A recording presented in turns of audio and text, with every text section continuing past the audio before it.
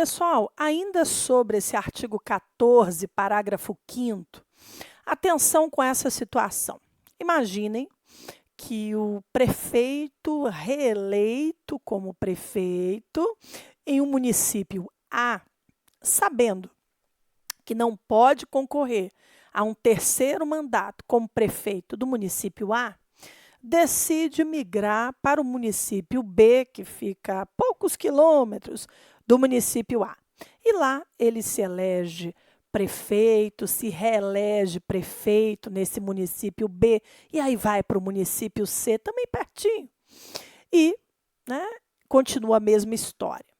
O Supremo decidiu que essa figura do prefeito itinerante ou prefeito profissional viola o princípio democrático, o princípio republicano, então proibiu. Ou seja, o prefeito reeleito não pode concorrer ao cargo de prefeito pelo município, né, pelo qual se reelegeu, nem a qualquer outro município brasileiro nas eleições seguintes, né? Então, 3 mandatos como prefeito não são admitidos, porque isso era comum em nosso país. Não esqueçam que o Brasil é o país das municipalidades, né? São 5.570 municípios e muitos deles são separados, às vezes, por uma ponte, por alguns metros, poucos quilômetros. Então, o prefeito reeleito não pode concorrer ao terceiro mandato como prefeito pelo mesmo município, nem a qualquer outro município, né? Nem como prefeito a qualquer outro município brasileiro nessas eleições seguintes às da reeleição. Ô Flávia, o Supremo decidiu alguma coisa sobre o governador itinerante? Não, porque essa é uma figura não esperada, não é? Imagine um governador reeleito por um determinado estado, dificilmente iria concorrer ao cargo de governador por outro estado brasileiro, um estado onde a população não conhece, não é, o seu trabalho. Então, não é uma figura que já tenha chegado aí à análise judicial. De qualquer forma, entendo, né, que a base está aqui, né, proibindo não só a figura do prefeito itinerante, mas a figura também do governador itinerante. Bem, turma, o vice, tá? O vice também só pode concorrer a um segundo mandato consecutivo como vice. Então, não há o terceiro mandato como vice. O vice só pode se candidatar a um segundo mandato consecutivo na qualidade de vice. O artigo 14, parágrafo 6º, por sua vez, diz o seguinte: para concorrerem a outros cargos, o presidente da República, os governadores de Estado e do Distrito Federal e os prefeitos devem renunciar aos respectivos mandatos até 6 meses antes do pleito.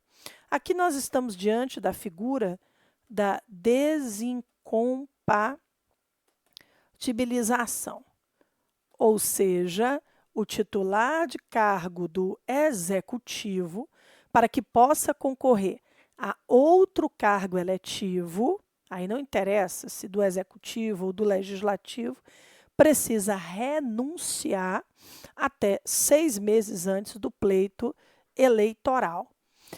Observem que a Constituição é muito clara ao afirmar que esse instituto da desincompatibilização se refere também a titulares de cargos do executivo, né? Então, se refere a titular de cargo do executivo. Não entra aqui, turma, a figura do legislativo. Não há necessidade de que membros do legislativo se desincompatibilizem, renunciem até 6 meses antes do pleito para concorrer a outros cargos eletivos, não é? Uma exigência para a chefia do executivo. Atenção, Não há desincompatibilização para quem pretende se reeleger. Não há desincompatibilização para quem pretende se reeleger. Porque a reeleição é a candidatura para o mesmo cargo e a desincompatibilização ela é exigida aqui para quem pretende concorrer a outro cargo eletivo, tá certo? Então, não há desincompatibilização em caso de reeleição. Não há desincompatibilização em caso de reeleição. Ela é exigida quando o titular do cargo do executivo pretende concorrer a outro cargo eletivo. Muito bem. De todas as hipóteses de inelegibilidades, sem dúvidas, a que gera, não é, uma maior complexidade de compreensão é a do 14, parágrafo 7º, que versa sobre o Instituto da Inelegibilidade Reflexa. Bem, prestem bastante atenção aqui. Sobre a inelegibilidade reflexa. Eu quero que a mente de vocês esteja focada aqui na explicação. Assim, a atenção precisa estar no modo turbo, tá bom? Combinado? Porque não é difícil, mas tem os seus detalhes. Então, venham aqui comigo. O texto diz: são inelegíveis, no território de jurisdição do titular, o cônjuge e os parentes, consanguíneos ou afins, até o 2º grau ou por adoção, do presidente da República, de governador de estado ou território, do Distrito Federal, de prefeito ou de quem os haja substituído, dentro dos 6 meses anteriores ao pleito, salvo se já titular de mandato eletivo e candidato à reeleição. Esse instituto visa defender a democracia, impedindo que o espaço público seja ocupado por famílias, né? Ou seja, oligarquias familiares. Então, a família do prefeito, do governador e do presidente sofrem limitações quanto à questão eleitoral. Mais uma vez, o parâmetro da inelegibilidade é aquele que ocupa cargo no executivo. Familiares de vereadores, de deputados, de senadores podem concorrer aos cargos eletivos que bem desejarem. Aqui é uma limitação para os familiares dos membros, né, que chefiam o executivo do nosso país. Vamos nós, primeiro começando aqui aos poucos, o conceito de família, não é? A família para fins de inelegibilidade. Primeiro a gente tem aqui o 14, parágrafo 7º, dizendo que são inelegíveis o cônjuge, é claro que entra aqui o companheiro,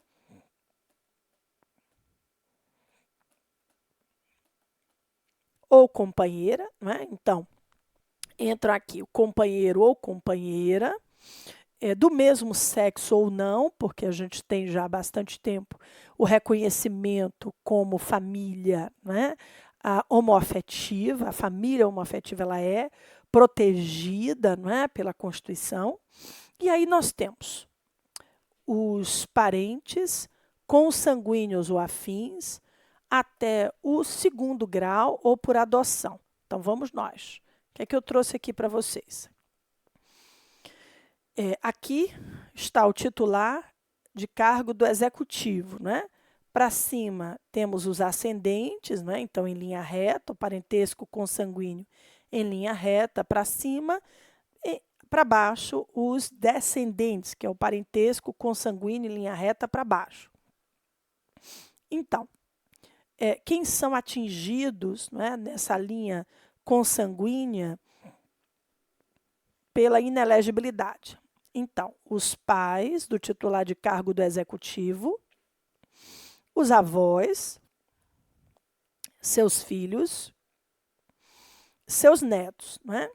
E ainda os irmãos que são colaterais, consanguíneos colaterais de segundo grau. Sobrinho, tio, primo, tio-avô, tia-avó, bisavó, bisneto, ficam fora aqui do alcance do parentesco para fins de inelegibilidade. Só que o parentesco também é por afinidade, não é? Então aqui entra a sogra, o sogro, cunhado, cunhada, noras, genros, madrasta, padrasto, enteados, todos são considerados aqui parentes, né, por afinidade para fins de inelegibilidade. E aí, turma, atenção, aqui é o seguinte, vou colocar aqui para vocês a história das bolinhas, que facilita muito. Só botar uma bolinha melhor aqui. Olha só. Prestem bastante atenção. Quem trata dessa bolinha pequena, né, quem a governa, é o prefeito. Então, a família do prefeito não pode concorrer aos cargos por essa bolinha pequena, os cargos de prefeito, vice-prefeito ou de vereador. Só que o prefeito do Rio de Janeiro, ele governa no município do Rio. A sua família não pode concorrer a cargos eletivos localizados no município do Rio, pelo município do Rio. Podem concorrer a cargos pelo município de Búzios, pelo município de Petrópolis, a Campos, ou até mesmo a cargos estaduais e federais, que ficam fora do raio de alcance do município.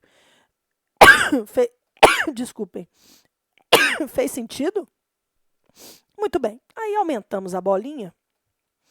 Vamos para o governador, né? Para o estado. O governador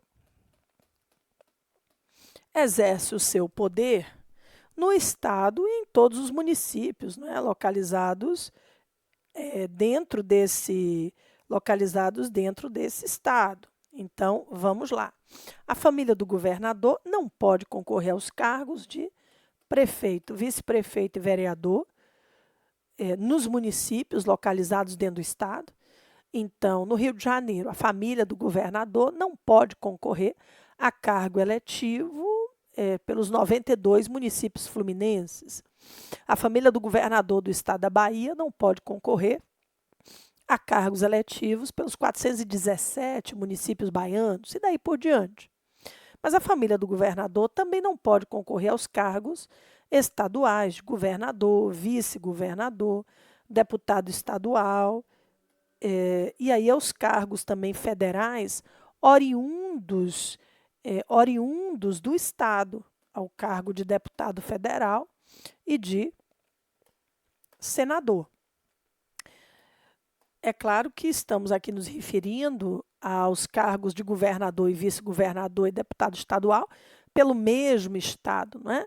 A família do governador de São Paulo não pode concorrer a cargos eletivos pelo estado de São Paulo e nem aos cargos de deputado federal e senador pelo estado de São Paulo. Por Minas Gerais, por Goiás, tá tudo certo, mas nem a cargos localizados dentro do estado de São Paulo, né, municípios dentro do estado de São Paulo, nem a cargos estaduais ou federais oriundos diretamente do estado. E aí, turma, no plano nacional, nós temos o presidente da República. Enquanto o presidente for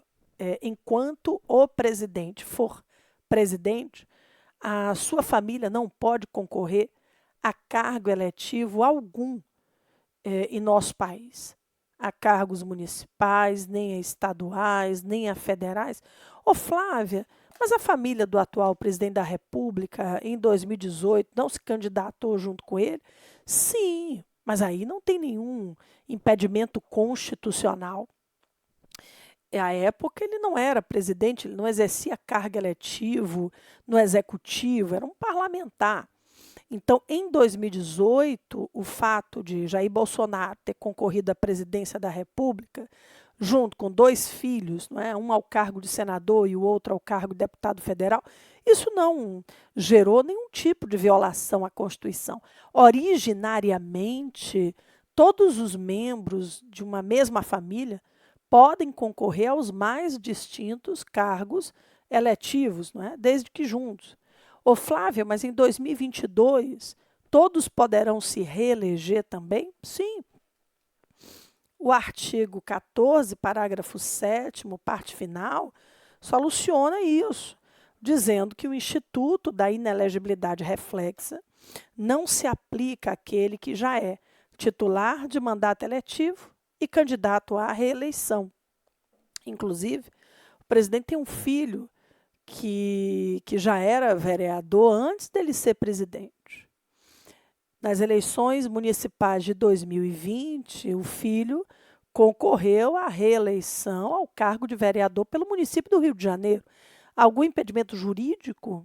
Não, porque a gente aplica esse dispositivo, salvo se já titular de mandato eletivo e candidato à reeleição. Mas o filho vereador poderia, nas eleições de 2020, ter concorrido ao cargo de prefeito pelo município do Rio? Não, porque aí ele estaria, né, dentro dessa inelegibilidade reflexa. O que a Constituição permite é aquele que se candidatou, conseguiu se reeleger, possa continuar, né, se reelegendo, nesse caso, não é membro do Legislativo, sem o impedimento do seu familiar, porque ele conseguiu, a ideia constitucional é por méritos próprios, né? Então não há impedimento. Agora, concorrer ao cargo de prefeito, um cargo novo, aí a gente não encontrava aqui nenhum tipo de possibilidade. Turma, outro ponto importante aqui, olha só. Aqui é só reiterando, né, que o artigo 14, parágrafo 7º da Constituição deve ser interpretado de modo a dar eficácia e efetividade aos postulados republicanos e democráticos da Constituição, evitando-se, não é, a perpetuidade ou alongada presença de familiares no poder, já sabemos. Aqui, olha, é um julgado bem interessante, trazendo um caso de inelegibilidade. É inelegível para o cargo de prefeito de município resultante de desmembramento territorial o irmão do atual chefe do Poder Executivo do município mãe. Sim, porque em caso de criação de um novo município, fruto de desmembramento, ou de um novo estado, fruto de desmembramento, essa área recém-criada é uma área de prestígio político, não é? Do prefeito ou do governador dos entes de origem. Então, a inelegibilidade também, né, se expande nessa situação. Depois, a causa de inelegibilidade, prevista no artigo 14, parágrafo 7º da Constituição, alcança a cunhada de governador quando concorre a cargo eletivo de município situado no mesmo estado. Perfeito, a gente já tinha, inclusive, visto isso. Turma, o que em um determinado momento se percebeu? Que muitas vezes, para afastar a inelegibilidade reflexa, o casal se divorciava. Um divórcio meramente formal, depois da eleição até juntava as escovas de dente de novo, né? Mas com o intuito bem claro de afastar o instituto da inelegibilidade reflexa. Aí o que foi feito? O Supremo criou uma súmula vinculante, a súmula vinculante de número 18, que diz o seguinte: a dissolução da sociedade ou do vínculo conjugal no curso do mandato não afasta a inelegibilidade prevista no parágrafo 7º do artigo 14 da Constituição. Então, turma, prestem bastante atenção aqui. O divórcio, no curso do mandato, não afasta a inelegibilidade do 14, parágrafo 7º. Agora, vejam só, e a morte, não é? Pessoal, prestem bastante atenção aqui, porque essa súmula vinculante, olha aqui, eu trouxe ela, o que orientou a súmula vinculante 18 e os recentes precedentes do Supremo foi a preocupação de inibir que a dissolução fraudulenta ou simulada de sociedade conjugal seja utilizada como mecanismo de burla à norma da inelegibilidade reflexa prevista no parágrafo 7º do artigo 14 da Constituição. Então, vejam, não atrai a aplicação, não é, dessa súmula vinculante caso a extinção do vínculo conjugal se dê pela morte de um dos cônjuges, porque essa é uma forma também, não é, de dissolução conjugal. Só que a súmula vinculante, ela foi embasada nos casos de extinção do vínculo conjugal por divórcio, não é? Na fraude, na burla ao artigo 14, parágrafo 7º, não é? da nossa Constituição, e não na hipótese de morte. Eu trouxe aqui uma decisão do TSE de julho de 2021 sobre esse tema. Olha só, sobre o tema da inelegibilidade reflexa. No julgamento do recurso por maioria de votos, a Corte entendeu pelo afastamento da inelegibilidade reflexa em um caso concreto em que teria ocorrido a separação de fato do casal no primeiro mandato do titular do cargo do Executivo. E o divórcio foi confirmado no segundo mandato, ou seja, eles já estavam separados, de fato, no primeiro mandato, e o divórcio ele só foi confirmado no segundo mandato. Foi descartada aqui a teoria da perpetuação de um mesmo grupo familiar delimitado no poder, né? Já que tal vínculo de parentesco deixou de existir desde que se separaram efetivamente, não se aplicando a súmula vinculante 18. Então, o casal se separa. Isso aqui é uma peculiaridade, viu, pessoal? Da Justiça Eleitoral, acho um pouco arrojado para a prova, mas trouxe para vocês. E é fácil de compreender. Então, o casal se separa de fato no primeiro mandato. Vamos ver uma hipótese. O governador de um determinado estado se separa de fato da sua esposa no seu primeiro mandato. Ele concorre à reeleição. E nesse segundo mandato é que o divórcio sai, né? Só que eles já estavam separados desde o primeiro. Aí ela poderá vir a se candidatar, ou a súmula vinculante 18 ela impera sobre esse tema. Ela poderá, né, se candidatar, já que o vínculo de parentesco deixou de existir desde que se separaram efetivamente, não se aplicando a súmula vinculante 18. Né? Muito bem, minha gente.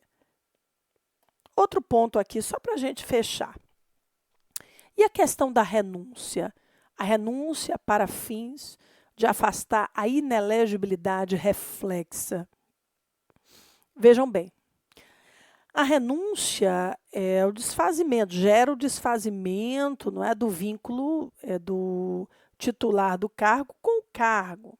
Qual é o entendimento jurisprudencial? Se a renúncia for apresentada no primeiro mandato,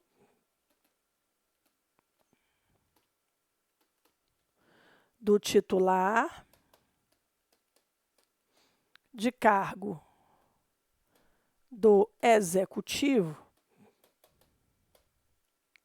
afasta por completo a inelegibilidade. Afasta por completo a inelegibilidade. E a família pode concorrer a qualquer cargo eletivo, inclusive ao antes ocupado pelo renunciante. Foi o que aconteceu aqui no Rio de Janeiro. Já tem um tempo, mas é um exemplo bom para fixar. Vejam, Antony Garotinho foi eleito governador do estado do Rio em 98. Em abril de 2002, renunciou para concorrer ao cargo de presidente da República. Bem, nessas eleições de 2002, a sua esposa, Rosinha Garotinho, veio candidata ao cargo de governadora do estado do Rio. Algum empecilho jurídico quanto a isso? Não. Por quê? Porque a renúncia foi apresentada no primeiro mandato dele. Flávia, ela foi eleita? Foi. Ela concorreu à reeleição, aí não podia, porque a Justiça Eleitoral também sedimentou que o terceiro mandato com a mesma família no poder não é permitido. Então, o Garotinho foi governador do estado em 98. Em 2002, foi a Rosinha Garotinho, sua mulher, mas nas eleições de 2006 não poderia ter concorrido ao cargo de governador nenhum membro de sua família. Fez sentido? Depois, se a renúncia for oferecida no segundo mandato, se ela for apresentada no segundo mandato, ela afasta a inelegibilidade, ela afasta a inelegibilidade para os cargos em geral, salvo ao antes ocupado pelo renunciante. Salvo ao antes ocupado pelo renunciante. Porque senão nós teríamos o quê? 3 mandatos consecutivos com a mesma família no poder. Vejam só. O que nós temos aqui? Imagine a situação do governador Garotinho. Eleito em 98. Se ele tivesse sido reeleito em 2002 e renunciasse em 2006 para concorrer ao cargo de presidente, a sua família, a sua mulher ou filhos, enfim, poderiam ter concorrido ao cargo de governador do estado do Rio? Não, porque aí nós teríamos o quê? 3 mandatos consecutivos com a mesma família no poder. Mas poderiam ter concorrido em 2006 aos cargos de deputado, senador, enfim, mas não ao cargo de governador. Perceberam a diferença? De verdade? Ótimo. Eu vou repetir essas 2 hipóteses no próximo bloco, antes de partirmos para outro caso de inelegibilidade.